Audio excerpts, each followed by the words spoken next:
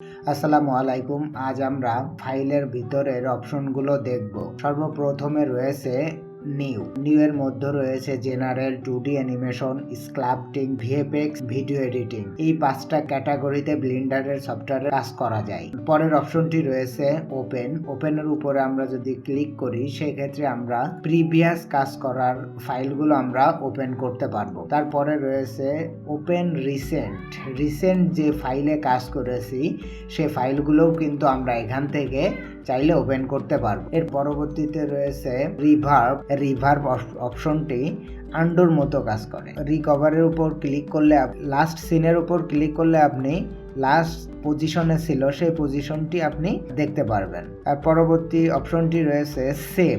এই ফাইলটি সেভ করার জন্য আমরা মেনু বার থেকে সেভ অপশনটি ব্যবহার করি। সেভ অ্যাজ, সেম ফাইলটি পুনরায় সেভ করার জন্য সেভ অ্যাজ এই অপশনটি ব্যবহার করা হয়। সেভ টু কপি, এই ফাইলটি সেভ এবং কপি করার জন্য সেভ টু কপি এই অপশনটি ব্যবহার করা হয়। এর পরের অপশনটি লিঙ্ক, একটি ফাইল আরেকটি ফাইলে ওপেন করার জন্য লিঙ্ক এই অপশনটি ব্যবহার করা হয় এবং একটি ফাইলের উপর টিম ওয়ার্ক করার জন্য কিন্তু এই লিঙ্ক অপশনটি ব্যবহার করা হয়।